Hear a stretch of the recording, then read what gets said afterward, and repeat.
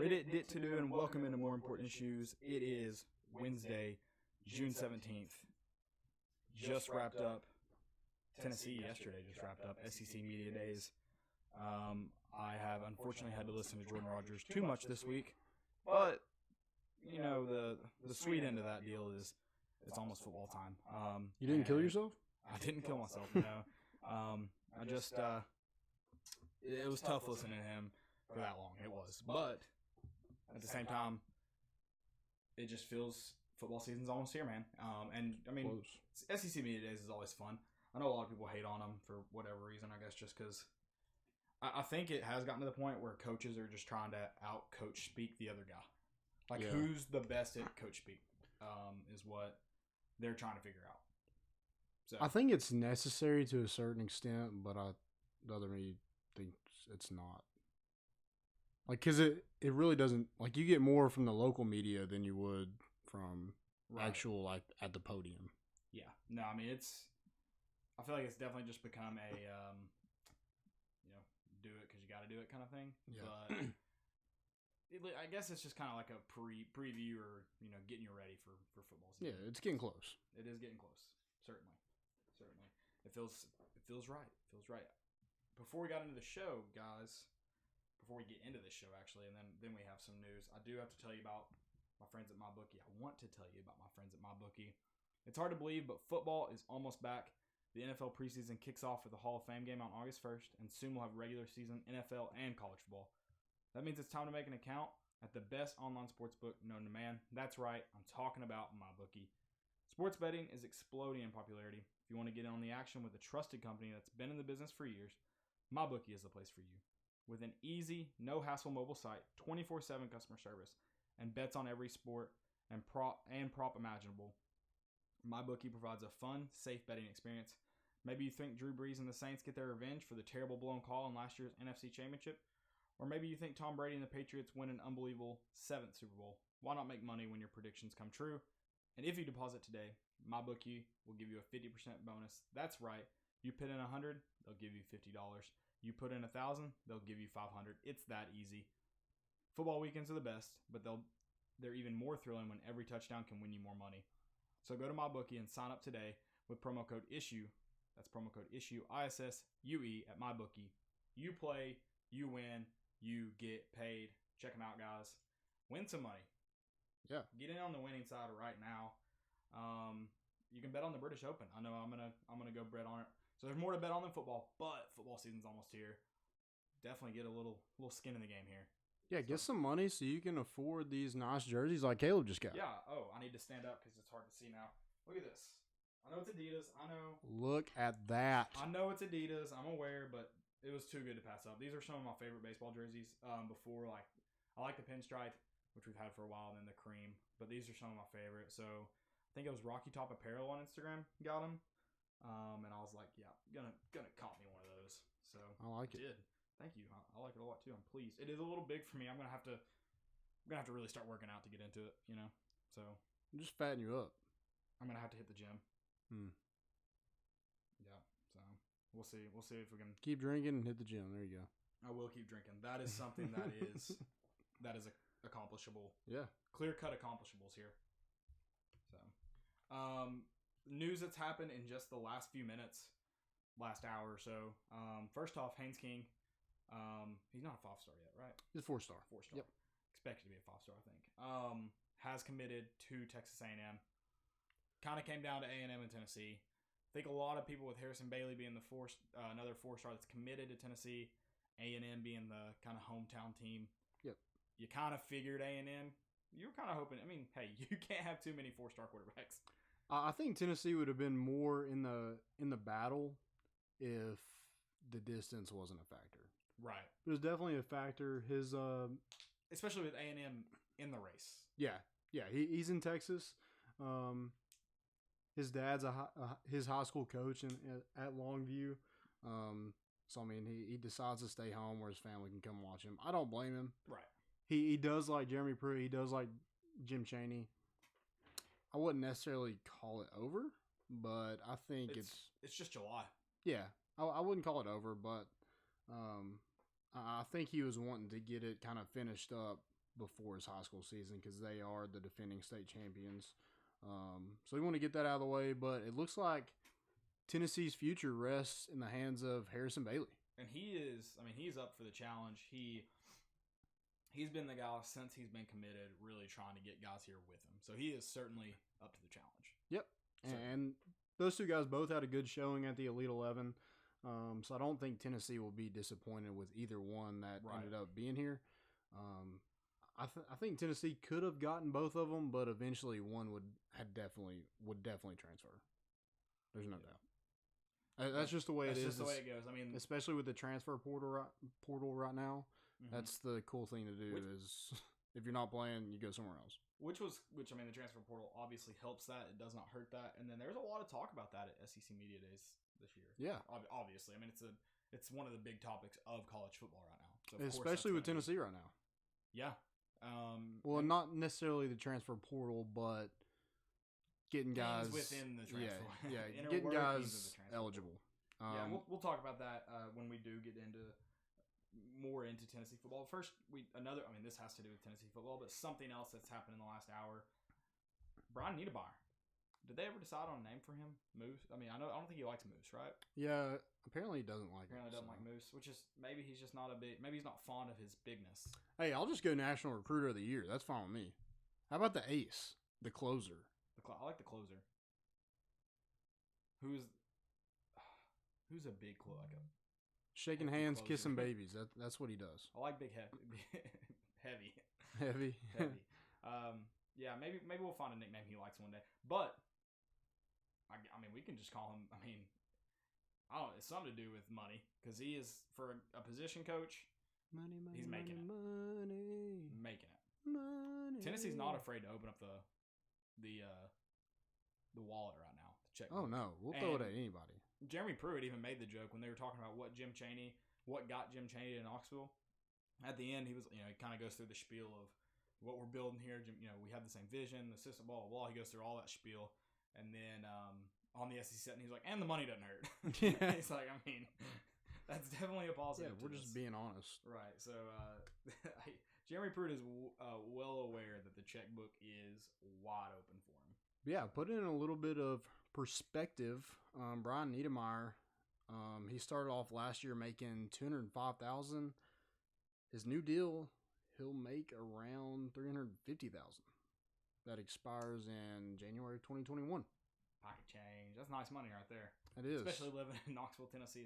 That's it's not too shabby. Yeah. It's not too shabby. Good for him. He definitely deserves it. Keep bringing him in. The revenue that he's going to bring into the university is probably more than that. Yeah. Assuming that the ratings are correct and he's bringing in winners. Yeah, absolutely. So, he is a different kind of guy. He tweeted about the Henry T. I'm going to abbreviate it so I don't mess up the name. The Henry T. 202. Did you see what he tweeted about it? I did. So he does not. He's done that a few times. He doesn't shy away from the Vol Twitter. He'll join in. Yeah. He'll go at it with them. Pretty entertaining stuff for sure. Jumping into SEC Media Days, really just talking Tennessee. So I guess just SEC Media Day for us. Unless you had some other teams in mind. I did have some other teams in mind, and we can just hit on real quick. One actually has to do with Tennessee, and that was kind of Barry Odom's thoughts on Jeremy Pruitt. I don't know if you got to see that, but he basically just said that they're fine. After there was some kind of back and forth with Tennessee trying to recruit players after Missouri got hit with that I like that Jeremy Pruitt NCAA violation. Right. And I like that Jeremy Pruitt was kind of just he was like, I called him right after I heard what he apparently said. I'm like, we straightened it out and we're fine. There's just some miscommunication. Yeah. So he's not gonna give any headliners or he's not gonna slip up just because I don't think he wants to get in that game with anybody. Yeah, and I feel like there's a lot. Most of the SEC is just they don't have those big personality guys. I mean, you have Nick Saban, but he's even a low key guy. He's just kind of a personality just because he's always on TV. Yeah, I guess maybe you might get into it more with Jimbo, which Jimbo's not a big personality, but he seems to always have seems to always have a good quote ready. I don't know if the big personality is the right. But he's kind of right in thing. that same spectrum of he was on top of college football Yeah. there for a while, so that's why he's considered maybe a personality. But there's no like big guys like Mike Gundy. No, I'm trying to think if there's. Is there anybody that could even come close to someone like Mike Gundy, Mike Leach, Lane Kiffin, which is incredible that he's able to stay in the news at FAU, but he is because he's a big personality. Yeah. Yeah. I don't know. And he loves the social media. Yeah, he does. He has gotten. He has found Twitter and he loves it. Yep. Yeah. You're right. There's not a ton of big personalities, and probably what makes them somewhat successful. But I think that was cool just for them both to just be like, we're fine. It is what it is. We can play each other every year. We don't have to talk about the media. Yeah, and Barry Odom kind of said that it's good that other teams want my players. That means I'm doing something right. Yeah. Which I agree with that. I'd be more worried if people weren't calling my players. Yeah, exactly. And it'll probably be settled. I think they play in November. Is that correct? Yeah. Yeah, so it'll be settled in November. Exactly. It'll probably be a headline then, just because. Certainly. Whatever. Which is crazy that the Missouri game wasn't. I guess just because it's been what now 8 years since or less than that 7 years since Dooley's coached here. But the fact that wasn't talked about is mind blowing to me. Like it was barely talked. Like it was just like, it's happening. Mm-hmm. Whereas Butch Jones came as a guy who just really stood on the sidelines. And obviously he had just been here last year, so very different situation. Not very different, but a different situation. But we did play them both, so I was surprised it wasn't talked about more. Mm-hmm. And then Dooley actually had a hand in beating us, whereas not Butch. No. But our SEC Media Days, a few things that stood out to me that Jeremy Pruitt said, and I am being serious. I don't want to look too much into a 30-minute press conference, but we did get to hear from him for the first time in, I don't know, a month? Yeah. So, a while. And maybe more than a month. But he, early on, he mentioned, really, he had a big, long monologue to, going over. And one of the, a few things that stood out to me, the first one, I think it was the first one, that when he got on campus, there were only 2 players over 300 pounds, which they ended up saying wasn't correct. Surely he wouldn't, I don't know. Surely he would have fact-checked that. It was probably close. Close. Yeah. And now they're to over, and he could have just been speaking of offensive linemen, I'm not sure, but now there's over 15 offensive, I think he said players. I think it is offensive linemen. That's what he meant. But 15 offensive linemen over 300 pounds. And what he said is true. At that point, it's not necessarily, there's not a whole lot they can do at 265. Like, you're kind of setting them up to fail. Yeah. You can't bulk them up in the offseason. Mm-hmm. It is still somewhat there, to say it's not there. I'm not going to give him a full pass. But, he's right in a way. And, you definitely aren't helping them a lot by throwing them in a game at 265. You bulked them up. Now they're, it's big on big now. And you're giving them a fighting chance. Yeah.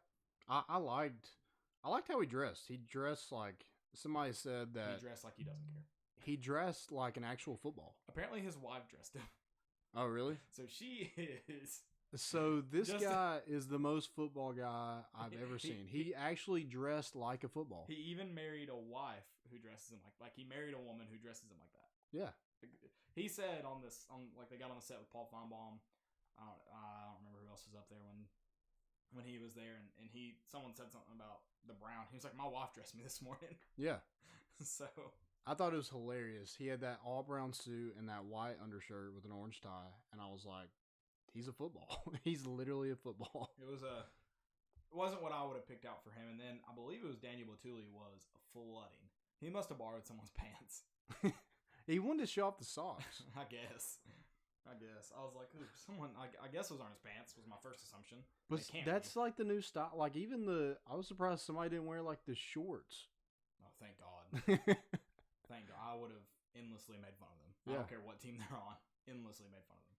But I do like how Jeremy Pruitt has kind of adapted into a head coach. Yeah, he definitely seems more of that face of the program role yesterday. He seems a little bit more comfortable. He does look media. He looks more like it doesn't look as much as a hassle for him as it did a year ago. Right.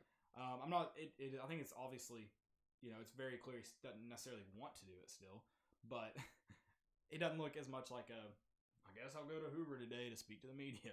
Yeah. Like that kind of deal. I mean, I think you can tell. I mean, he did get excited a little bit when he spoke. I mean, that just shows how much he enjoys the game and enjoys being a part of a program. He would speak, start speaking about stuff that you could tell he truly believed because he got a little bit excited about it. Yeah. Anytime he'd get into specifics, he was like, I mean, this is where we're at, and this is where I see us going, and he'd get excited, and that just shows that he wants to be a part of a program and wants to build something special. And I'm not even saying that necessarily relates to Tennessee because I'm kind of with people. I don't know if he's a guy who will be here for a lifetime, but he definitely is excited about building something special. Yeah. So. And like I said, he's adapted in front of the media. He's adapted being a head coach. Like last year, you look like he just didn't throw out praise at all to anybody. He was always in a meeting room. Yeah, exactly. Talking to his players. So I mean, he's adapted in that regard. I think he knows he did not make the right decision at offensive coordinator hiring Tyson Helton. He didn't outright say that, but it was pretty dang close. Yeah. And I like that he addressed his coaching staff, and he said that this is one of the best staffs, if not the best staff in college football. Yeah, and someone said something like, "Isn't that true every year?" And I was like, I mean, what do you want him to say? To go out there and be like, I mean, this staff sucks. They can't recruit anybody. Yeah. We're getting beat at every 5-star position. Our offense coordinator can't get a first down. Like, he's not going to say that. Any head coach is going to stand up there and be like, yeah, this is the best staff in the country. Yeah. Number one, hopefully they believe it because they're the ones who've compiled it. Mm-hmm. So hopefully they kind of believe it a little bit. They're trying to sell it to you, or at least they know it's fake and they really got to upsell it here. So I mean, but when you look at this staff, it's pretty on par with just about every staff in the country. I mean, the better staffs in the country. Yeah, I mean, it may not be perfect. There may be some areas. There may still be some questions, and I think there are still some questions. But overall, I think it's a pretty solid staff. Yeah, top to bottom. I mean, I think Alabama would probably be up there, probably Oklahoma as well. But on both sides of the ball, especially the coordinators that you have, and Derek Ainsley will hopefully mold in. But he's a star. He was a star, and he's getting his first shot at being a defensive coordinator. Mm-hmm. And so, I mean, top to bottom, I think this definitely is one of the best staffs in the country. Yeah, I mean, there are question marks about some guys. I think this year for a few guys, if you don't see some improvement at their positions, I think you have more than questions. You may be looking at getting. I mean, the turnover for position coaches, I think, is much higher for staffs, and I think head coaches should kind of take that into consideration. If they're good, they should move on. Position coaches. So I think the reverse of that, if they haven't been able to get in there and get guys better in a year, in 2 years, yep, or if in a year you see zero development, they got to go. I mean, and I think that's just how it's got to be as a position coach, because you know if they're good, they're leaving. So I think it's the reverse of that. If they're poor, they should have to leave. And I think that's why you got to have stability up at the top. You got to have stability with the coordinators, which I hope that's the case. I think Jim Chaney doesn't have aspirations to be a head coach. You would think he would have already tried to move on or have moved on if he wanted to. So he could be here a long time. I know we're paying him a fat check. So, and then Derek Ainsley, this is his first real defensive coordinator. So I think he'll kind of play it out for a couple of years if it's successful. I think you expect him, if he's successful. I mean, I think you're looking at like a 3 or 4 year, because it's his first gig. Yeah. At that position, you're looking at him to be here for a few years, but you expect, especially at the defensive coordinator position, a guy who hadn't done it before. He's on the, I think he's on the younger end, not young isn't the right word, but you also have Pruitt. I think he's technically a co-defensive coordinator, right? Mm-hmm. So that's not as big of a deal because you have a head coach who has a big hand in the defense. So it's not as big a deal as the offensive side of the ball. But I mean, as far as staff goes, it's a quality staff. So Pruitt went 22 minutes. Yeah, very impressive. I think last year he went 13. Is that correct? That was I don't remember. That was a Shakespearean monologue, though. I mean, there were some coaches who got up there and be like, real excited to be here. We've got a good team coming off of this and this. Excited about this quarterback, this running back, this linebacker, this defensive end. I'll take any questions. Yeah. I mean, there are guys who would roll through. And I think Pruitt kind of realized if I just go on and talk about, coach speak for this long, like that's the less stupid questions I have to answer. Yeah. It was an impressive. Because he basically got the questions that everybody already knew he was going to get. Yeah, I mean, I'm not a big fan of media events like that, just because. What do we learn from him? Nothing. So, yeah, it is what it is, though. And that's why you learn more from their interview with the local media before they go on stage than you would from the actual podium itself. I will say this: I don't understand why they let the Dallas Gazette ask a question. I mean, what do they have? Which I guess Dallas is a bad example. A random town in Arkansas. We don't play Arkansas this year. We won't play Arkansas this year. I don't understand what the point is. I think it should be limited to media. Hey, we might see them in the SEC championship. No, we won't. If anybody wants to take that bet right now, I'll take it. Comment below. Yeah, I think you should have to be a part of the team playing or an opponent of the team to be able to ask a question. Yeah. I don't know how you would enforce that rule, but that way, like, the question hopefully seems more legit than just some, I don't know. It's very strange. Yeah. It's very strange. But Pruitt, always recruiting. Yes, he is always recruiting. That was the next thing I had written down. Yeah, so he threw a shout out to the wide receivers. He mentioned that Tennessee has 4 senior wide receivers, so it would be a great place for high school receivers to come play at Tennessee. Always recruiting. He had the last one I really recall, last press conference I remember him recruiting in was the Vanderbilt one, and thank God he did. Because I think they were like, what's a positive you can bring from this game? And he was like, well, if you're a high school player looking for immediate playing time, here's where you come and get it. And so he is not afraid to recruit in press conferences, is what I learned. Well, and if you remember last media day, he gave a shout out to the different places that guys are from. He mentioned Charlotte, which is Kavars Crouch. He mentioned Huntington, West Virginia, which is Darnell Wright. I think he mentioned Grayson, Georgia. Wanye Morris. And I think he mentioned Florida as well. I forget where the guy's from, but he ended up going to Florida. Always recruiting. Yep. So he's three out of 4 in that shout out. But he also mentioned the outside linebackers. He doesn't have a lot of pass rushers, and so he mentioned that as well to hopefully put some recruits on notice. Yeah, and Tennessee wants you. Always recruiting. And then another thing that stood out to me was the ownership from him. As a head coach, as the caretaker of the program right now, he put a lot of the effort, a lot of the blame on him last year. Yep. And I think he specified the Vanderbilt game, and he might have specified the Missouri game. I can't remember. I can't remember if he specified or not. Now I should have written that down. Somebody needs to take ownership of that Florida game because that was miserable. Pitiful. But in his defense of that, at least it was like early in the season. That and like, are you ever going to see 6 turnovers in the first half, 5 turnovers in the first half, whatever it was, ever again? Hopefully in his tenure. I mean, that is deflating. Again, I'm not making excuses, but that's tough. That's tough to overcome. But yeah, he took ownership of it, and that's good to see. He's not blaming it on anyone else, and he wasn't even like. I mean, I think it was like the way I took it. It was more than just, it was more than just it's my job to get this team where they need to be. I mean, he was like, it's just on me. I mean, that's not acceptable, and it was cool to see. I don't know if Daniel Batuli said something about it, but Daryl Taylor definitely did.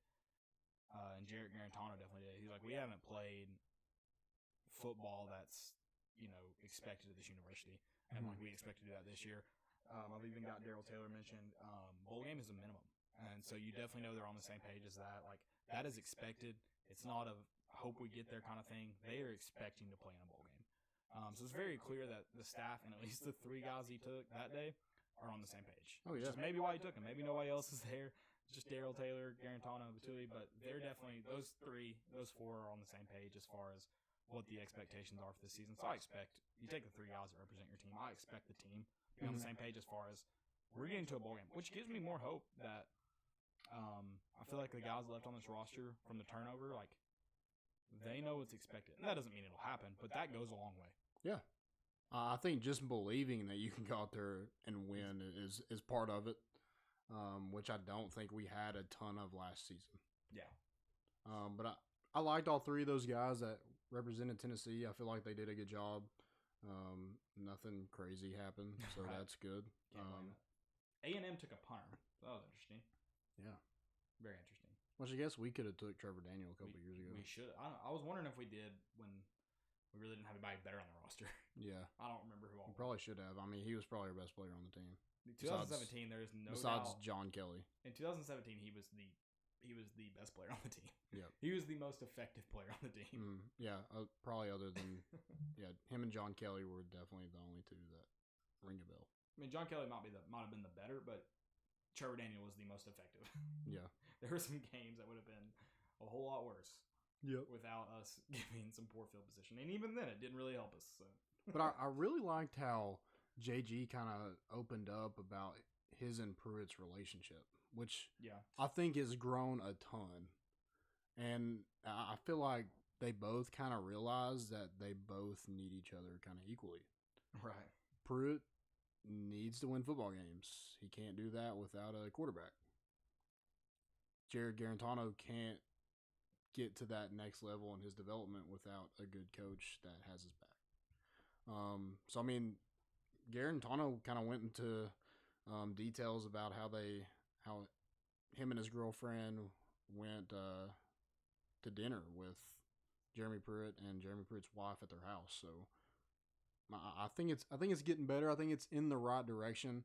I feel like they at least respect each other, and they can go and talk to each other about anything.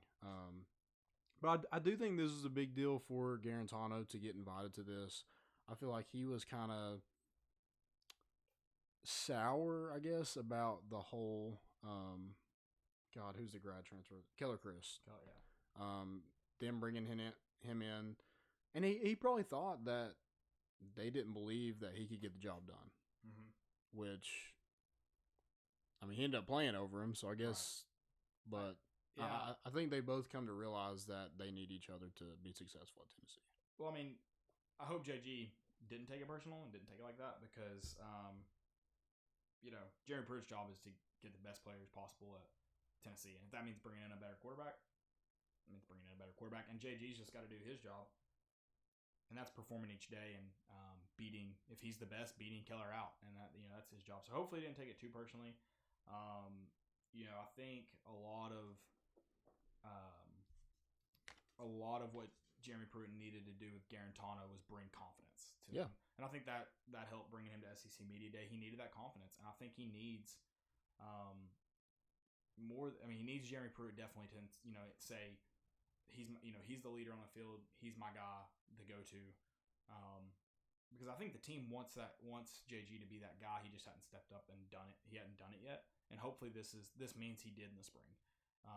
Because I think the team's been looking for him to do it, almost been waiting on him to do it. And so hopefully maybe he's been looking for that nod from the coaching staff, or because obviously the nod from the team hasn't gotten him there. So hopefully them building a relationship, bringing in Jim Chaney, moving Chris Winkie to help him at quarterback. You do have T. Martin on campus now. Hopefully a lot of that has helped build confidence in JG, because I think you need that. And I'm not even just talking about his play. I'm talking about as a leader mainly. I mean, obviously his play needs a little bit more confidence, but I'm mainly talking about how he leads this team and how he leads the offense.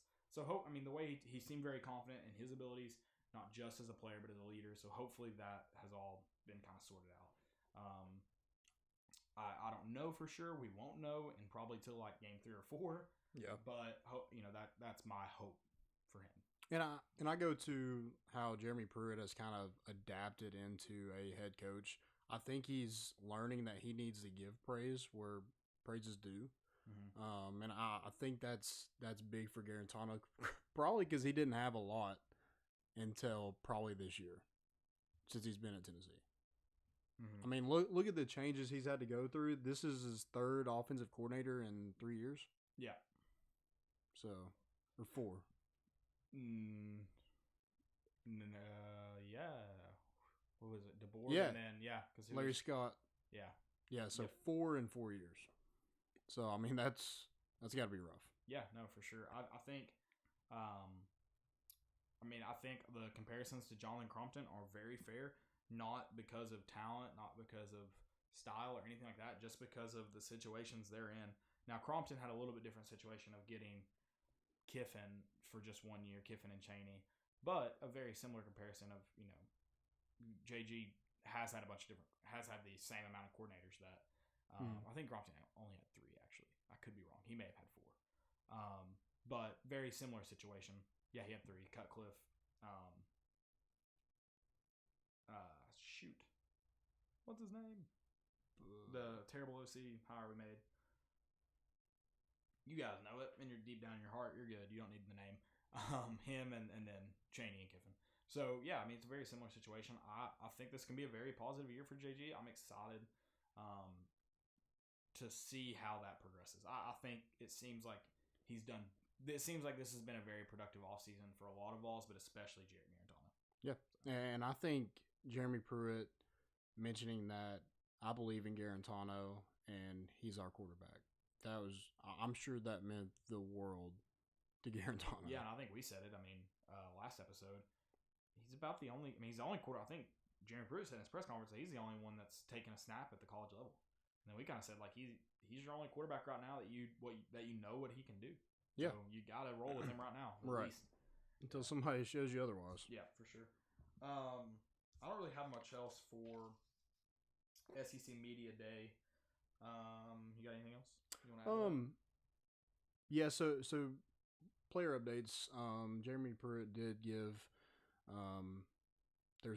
He did give kind of an update on D'Angelo Gibbs, Aubrey Solomon. And the update was there is no update. There's an update. I'll tell you right now. Tennessee knows, and I'm not saying they're eligible, not eligible. Tennessee knows. Yeah. There's no reason for them not to know. They know, and they're not telling us for some reason. I don't know what that reason is. They may be appealing it. I don't know. Yeah, so, I mean, we're still waiting for the final answer. We don't know. I just can't imagine everyone else knowing, good or bad, one way or the other. Everyone else in the country knowing, and then there's 2 guys on Tennessee's roster that don't know. That doesn't make sense to me. I agree. I think we know in one way or the other. So, I mean, I think it's a good sign that they're practicing, but I guess you'd practice. You practice regardless. But he said that Aubrey Solomon is the starter right now. Okay. I don't think he said that in this press conference, but it is known that Aubrey Solomon will start if he's eligible. I think he said he's expecting Aubrey Solomon to be eligible, and he'll be surprised if D'Angelo Gibbs is. So, I think Aubrey Solomon's the person you need if you got to pick one. So. Oh yeah, for sure, especially at defensive line, no doubt. So. And then he did give an update on Trey Smith. And he said, really no update. Yeah, he's working with the doctor. The doctors are working on a plan to get him. I'm kind of with everyone else. I expect him to play. Do I expect him to be at the level he was his freshman year? No, but I expect him to play. He'll probably be at guard. Yeah, I don't expect him to. And at 80%, Trey Smith is probably better than 95% of the people you got. I think an 80% Trey Smith is the best offensive lineman you have. Probably. So, yeah, I think so. That's really. I mean, yeah, the updates weren't really any updates. Oh, and he did give an update on Juwan Jennings. He said he is fine. So, great update. Thanks. Yeah. It's interesting. We talked about it. How I said, I can't remember what player he talked about. I said I don't see Jeremy Pruitt as a guy who just sits someone out for the heck of sitting someone out, but he did sit someone out in the spring because he thought they needed to be healthy, which that's very different than a game. But he sat someone out for the spring because he thought they needed more rest and that they could get healthy and rehab during the spring, and so they didn't practice or play obviously during the spring. Gotcha. I can't remember who it was, but I was like, oh well, that surprised me, Jeremy Pruitt. Yeah, it's like you seem like I'm going to make you practice because this generation's soft kind of guy. He is one of those guys that will make them dress out. They do dress regardless. Yes. Yeah. I mean, if it's a lower body injury. Well, even in practice, they dress out. Yeah. No, they don't dress out games because you have a limited roster, especially for travel. But yeah, if you're lower body injury, you're in shoulder pads and a helmet on crutches. So you're doing something. Yeah, he definitely does not take it easy on him, regardless, which is good. I mean, I don't know at that level how many people don't want to practice. I'm sure there's still a fair amount, or don't want to. They just want to fake an injury. I'm sure it's still a fair amount, but it definitely. I mean, if I had to choose to fake an injury and sit in the hot practice field or cold practice field, whatever time of the year it is, I'd definitely just choose to participate in practice. And get it over with. Yep. It goes by a lot faster if you're actually participating. Yes. But Media Day in the future is going to Atlanta next year and Nashville in 2021. Yeah. Be fun. Hopefully we can make at least the Tennessee Day. I don't really care much about anything else, but I think it'd be cool to experience it. Yeah, it'd be a fun trip, especially to either of those cities. Atlanta does it at the College Football Hall of Fame, so that'd be fun. Yeah, that would be fun. Yeah, which they're only open on the weekends, which sucks. I was there on a weekday and tried to go. It's close. Yes, it was very different. What about LSU going to the spread? I mean, with Joe Brady as passing game coordinator, it looks like they're going to open it up. I mean, you've got the talent to do it. Why not? I'll say this. I'll believe it when I see it, but that's what people think. People think they're going to go to the spread and throw it around. I mean, they're talented enough to do it, and you can still run.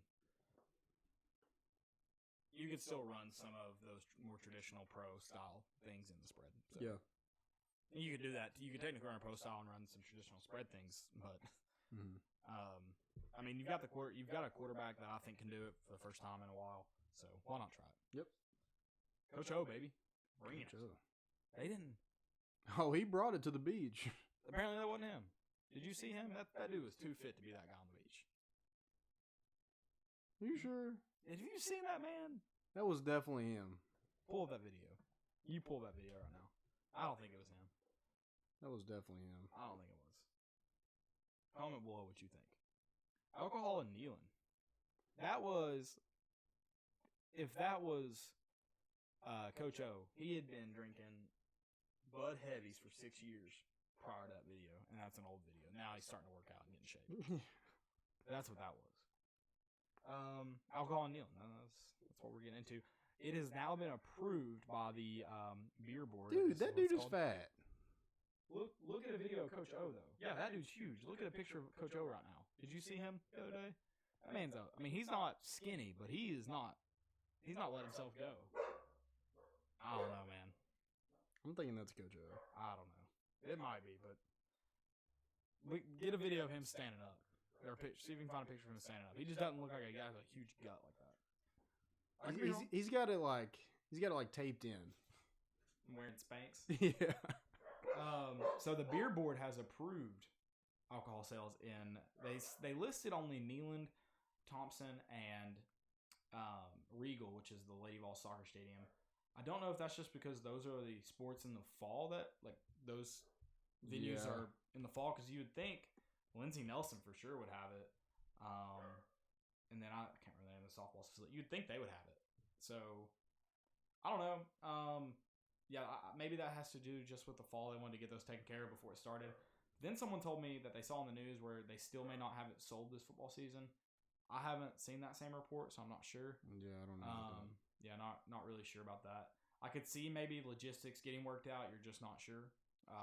In time, it seems like a month would be plenty of time, but I don't know how all that works. Right. And Aramark, the way they sell food, they would have to find a different way to sell alcohol, because you can't. I would imagine you can't have volunteers selling alcohol. Aramark is terrible. Yes, they are. Hot dogs are great. Their smoky dogs are great. Aramark's terrible. They need to just replace the Papa John's in there with a beer garden or something. I don't know. But I mean, a lot of people want renovations to Neyland. A lot of people want maybe the money from alcohol sales could go towards club seating, which is, I know a lot of y'all want to get off the aluminum. You don't want those tiny seats, so maybe alcohol sales could be kind of moved to that.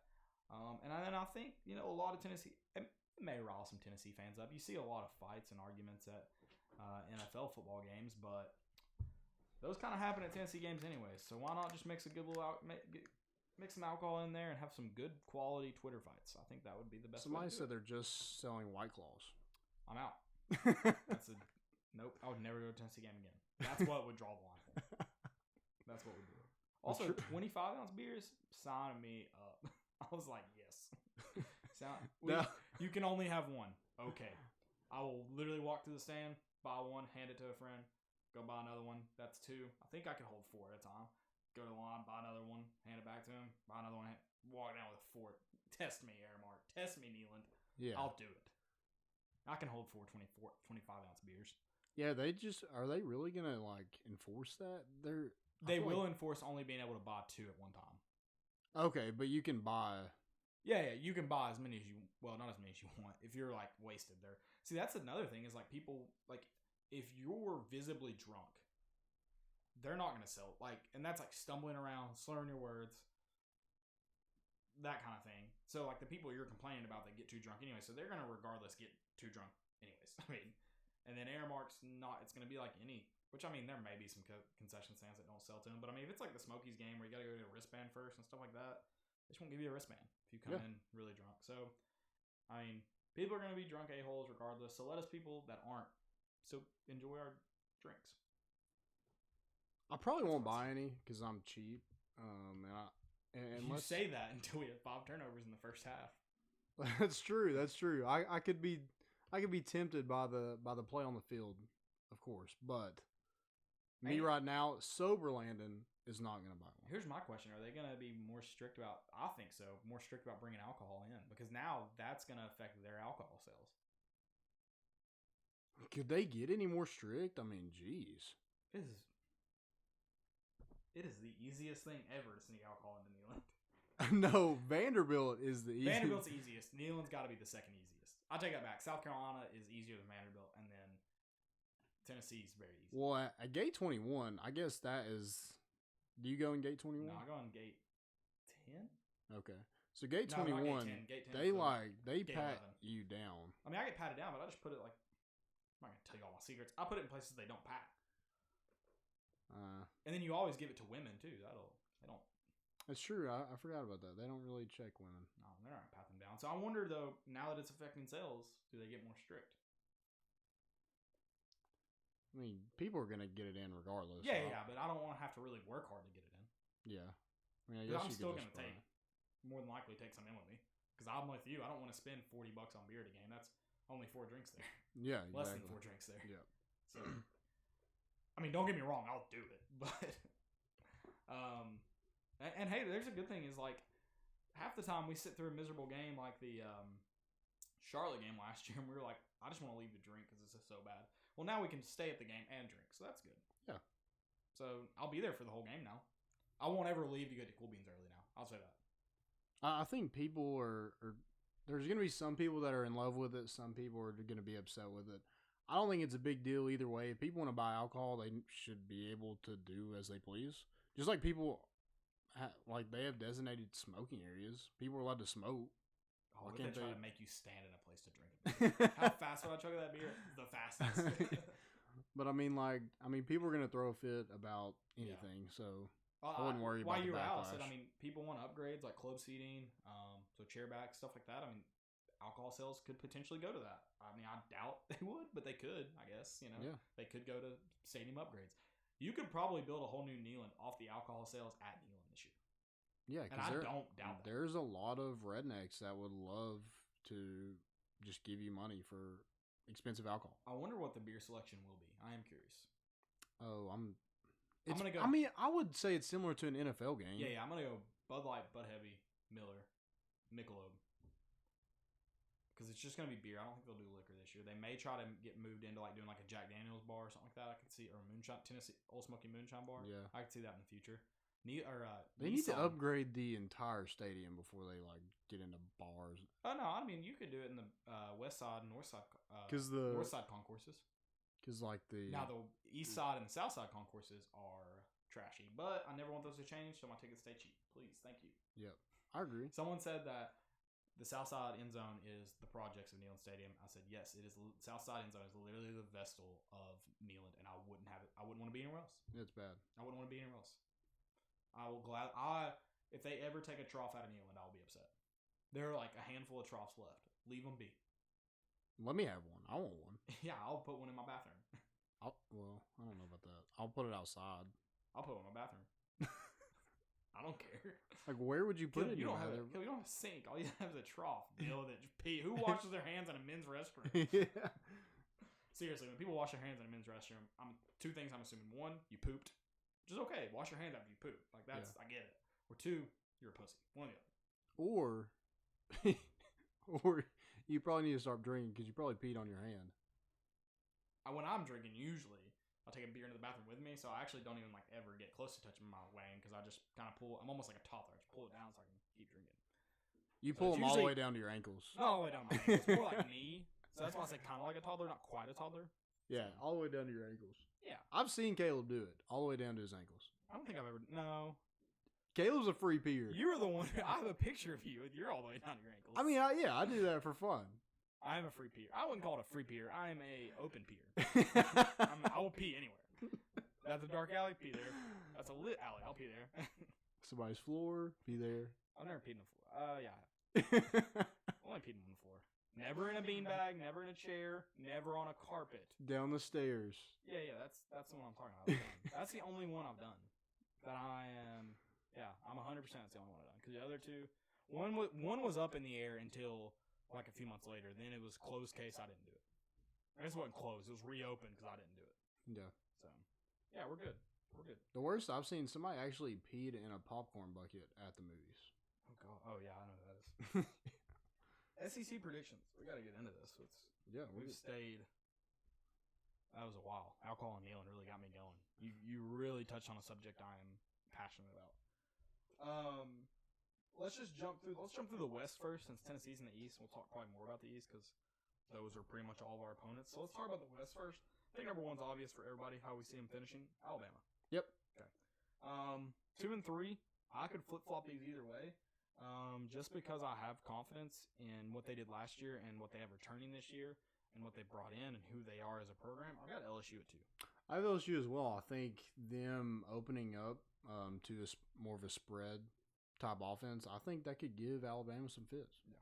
And then Texas A&M after that, which again, I don't think the number 4 team could be a number 2 team, but I think they could potentially, the Texas A&M at 3 could potentially flop with the 4 team. I don't know that. I don't know that for sure.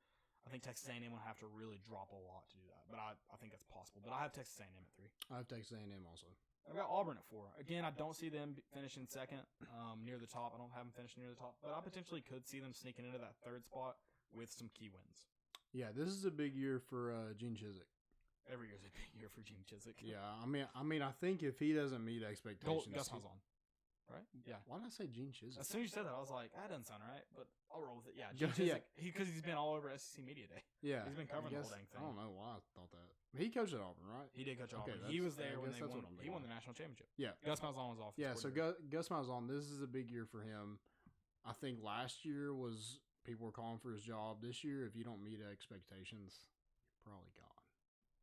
Yeah, I mean, they've been calling him on the hot seat for a while. So he's luckily just been he's been barely swimming over the water, head over water here. Yep, keeping his head above the water. My next one is Mississippi State at 5. I have Mississippi State also. I think their defense is going to keep them in it, which is sad to me, knowing who their defensive coordinator is. Yeah, and then I got Ole Miss. Again, no, I'm flipping flop on that. We got Arkansas at 6. Oh, we got them finishing above Ole Miss and Matt Luke. I got Ole Miss at 6 and Arkansas at 7. I think Arkansas is just terrible. I mean, Ole Miss isn't that much better, but no, I mean Arkansas is not coming off a hot year, by any means. So that's tough. But I kind of thought about it more, and I was like, I like Chad Morris to finish above, not dead last this year. Yeah. So then I've got Ole Miss at 7. Okay. Let's go to the East. Going to the East. Ah, man, this is tough. I mean, I'll be honest. Besides number 1, I feel like this is a weird year for the East. Yeah. Like, I don't think there's anybody. I think Georgia finishes 1 just because of where the other programs are at.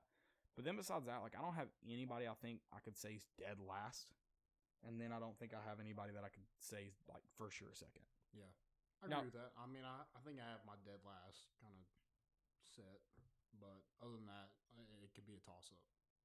So I got number 1 Georgia. I've got number 1 Georgia as well. Florida at 2. I got Missouri at 2. Okay, I actually thought about that. I think Missouri can, the way their schedule kind of shapes up, I think you could see them maybe going 7-0 their first 7 games. Yeah, I've got Kelly Bryant. I think he is better for this system than Drew Lock was. Okay. And I think I guess I don't necessarily hope, but I think these wide receivers improve. Okay. From last year. If their wide receivers are half decent, they beat Georgia and they probably win the East last year. And I mean, they don't compete with Alabama in the championship game, They'd but probably hang 70 on us if their receivers didn't drop passes. Yeah, probably. Yeah, I think Missouri. It's going to take some time for Kelly Bryant to get used to that offense. But I think if they find their stride early, then they could give Florida some trouble. I think the way Kelly Bryant. I like Roundtree too. Yeah, I think the way Kelly Bryant's talked about Barry Odom and Missouri, I think he's very confident in what they can do. He said Barry Odom kind of opened the door for him after the violation, the sentencing was handed down. Yeah. And Kelly Bryant was like, "No, I chose here. I like it, and I don't want to go through that process again." He's like, "But I also like it and want to be here." So I think he's confident in what Missouri can do this year. Yeah. So number 3, I have Florida. That's where I've got Florida finishing. Okay. Number 4 is 3 Missouri for you?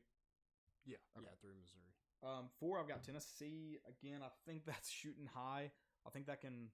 I do think the lowest we finish this year is number 5. Okay. But I've got us at 4 in this prediction. I have Tennessee as well. I think we break the curse of Will Muschamp. I hope so. And we finish 4th in the East. So 5, I assume you have South Carolina. I have South Carolina as well. Yep. Yeah, I think the highest they finish, I'll say this, I think the lowest we finish is 5th. The highest they finish is 4th. I don't see them really improving from last year and beating some of the teams that have finished above them in the East. Yeah, so, losing Deebo Samuel was huge. Yeah, definitely. 6, I have Kentucky. Again, I could see them finishing below Vanderbilt, and that's why I just don't have a dead last in me. I would agree with that. I think if Kentucky loses to Vanderbilt, it's going to be solely on Keyshawn Vaughn. Yeah, I really like Keyshawn Vaughn. Just an underrated guy out of, I think he's from Nashville. I wish Tennessee would have gotten their hold on him, but I think Vanderbilt finishes dead last. In the SEC. I've got Vanderbilt in my prediction here as finishing last. I just don't know if I can confidently say, yeah, it's going to happen. So. Yeah. So in the championship game, we both got Georgia and Alabama. So who do you have winning? I have Alabama. Again, I just don't see Georgia beating Alabama. Right. It could change in the season, but right now I would put money on Alabama. I've got Alabama right now too. So unfortunately, guys, get with it. Get ready. Bama is probably going to win another national championship. Correct. So, or not another national championship, another SEC championship. I don't know about national championship. Does Dabo have another one in him? I don't know. It's going to be interesting. I want to see a healthy Tua versus that Clemson team. Yeah, I don't disagree with that. I would like to see it, but I mean, Clemson's offense versus Alabama's defense. I don't think a lot can help them. Yeah. I mean, obviously a healthy Tua makes a difference. I don't know if it's enough of a difference. Yeah, and with Clemson losing so much on their defensive line, I'm interested to see kind of who kind of takes the reins in that group as well. Absolutely. Do we have any Twitter questions? If you have a question for us, leave it in our comments now, and we'll get to it. Do we have any Twitter questions? We don't. We don't have any Twitter questions this week. It's been kind of, I mean, I guess there were some questions. probably weren't any questions about Media Day other than opinions. And I think we kind of answered a lot of those early on in the show. Yeah. If there were any, hopefully we answered them. I don't know. Kind of slow. Yeah, definitely. Fall camp will be heating up though soon. So. Yep. And recruiting will pick up at the end of this month. I think Tennessee is trying to host everybody that last week of July. That big cookout or whatever they do. Whoa. Barbecues? Hey. Be careful. We don't talk about barbecues. Easy, guys. Now, if you have a fish fry, that's different. But if you have a barbecue, the NCAA is going to come knocking. Absolutely. No doubt. Absolutely. You want to tell us about some of our other friends here before we jump into our of the weeks? Our segments, not our of the weeks. Those are.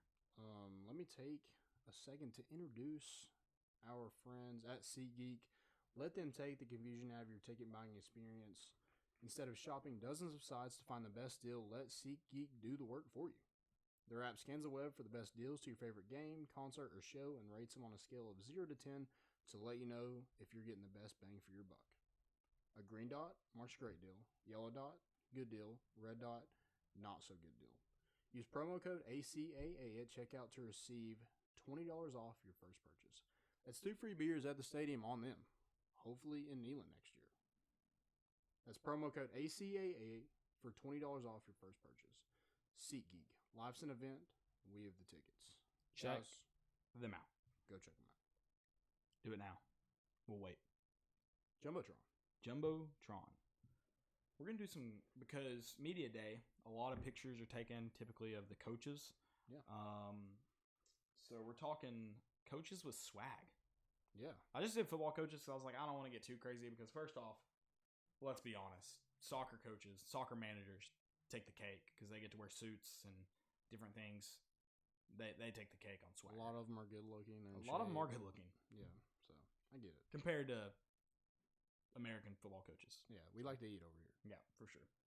Jim Chaney can tell. Jim Chaney is the face of American football coaches. Absolutely. I'll go first, I guess. I've got Lane Kiffin. We talked about it. And he's not just that dress swag. He just carries himself very confidently.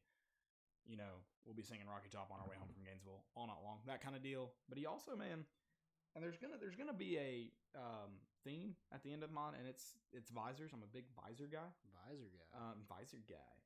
And so yeah, I there's a theme there. Kiffin rocks the visors, and then another thing, man, he's always got the studio beats on rolling out of the bus. Yeah. Always good. At least when he did at Alabama. Yep. And obviously he should have put an ad out there for Beats because one time he was listening to music and couldn't hear the last call for buses and they left him at the stadium. So other than that though, that man was jamming on some Little John. That man drips so hard. Drips as the youngins would say. So hard. My next one is actually he's a visor guy. He's a visor guy? See? That's Lincoln Riley. Is he a visor guy? At Oklahoma. Heck yeah. He is a visor guy. I just like the way he carries himself. He does carry himself confidently. He took over from Stoops and has just, put this program at a new level. And, I don't really like Oklahoma, but I like Lincoln Riley. So there you go. He's got the swag. Just swag. My next one is, we talked about him just a minute ago, Dabo Swinney. He's got the sweater game on lock, and I feel like he represents Nike very well. Yeah, and he's got like that kind of like old. He's got that hipster new style kind of deal going down. And then I feel like he's got those like new hats that are like plain but like cool looking. He's got some swag for sure. And I'm a big fan of the orange and purple. I like that look. Ooh. So it helps what school he's at too. Yeah. My next one is none other than Mike Gundy. He carries himself well. And I think he likes just being himself, and that's why he hasn't left Oklahoma State yet. And the mullet. Yeah, the mullet. You got to respect the mullet. Yeah, and he rocks it. For sure. It's always flowing. For sure. Freshly conditioned. Dude, he did have a nice looking mullet. He does. Yep. My next one, I said there's a theme here, which Kiffin did wear some visors. I don't think I've ever seen Dabo in a visor. my last one is anybody that wears the Spurrier visor. You know, the long or the high top visor. So I know Kirby Smart wears it. Obviously Spurrier wears it. Spurrier. I think visors are cool. I don't know who else really wears it in college football. But I was thinking about something when I made the joke visor guy a minute ago. If you don't know what that's from, it's from me going to Texas A&M and a girl making fun of me for wearing a visor. She said, in Texas, the only people who wear visors are softball players. So I thought about something. Kevin Sumlin was the coach at the time. You know who's famous for wearing visors? Kevin Sumlin. Yeah. So how is she going to hate on me when their head football coach is out there? Which maybe that's why he got fired. They didn't like softball players coaching their football teams in Texas. Yeah. So never mind. Maybe she was right. My next one is none other than the Mad Hatter. There you go. I thought about that one, man. Thought about that one. His baseball caps. Eating grass. Yeah. You don't get a name like the Mad Hatter unless you got some swag. Les Miles is who he is, for sure. He is. And no one's going to tell him any different. Absolutely. And I want to mention one more thing about the Spurrier thing. Because, again, his visor helps his swag. But also, I feel like he always had a picture of him, like, as soon as he was done on the podium at SEC Media Day, like, tie undone, taken off, like, shirt rolled up, shirt sleeves rolled up. Like, they always had good pictures of him on Media Day. Yep. So, he definitely got that. Dude, the Mad Hatter, he's going to be, I don't think he'll be, like, overly successful at Kansas, but I think they'll be more successful than they've been in a long time. Enough success that the state of Kansas can handle. Right, yes. The state of Kansas, because the Kansas State head coach is the guy that was at North Dakota State, right? They got some good football coaches in there. Yeah. Bill Snyder's gone. Yeah, thank God. He is so old. Did he, pass away? I don't know if I should say that here. We can talk about that later. I don't think he... We did get a question on Twitter from at Easy E Smith. Ooh, Easy E. Are we hearing anything on Trey Smith? He's not on the depth chart, but we saw pics of him practicing non-contact. Any chance he plays this year? If you listen to the episode, you do know we've talked about it a little bit. We'll go back into it real quick. We expect him to play.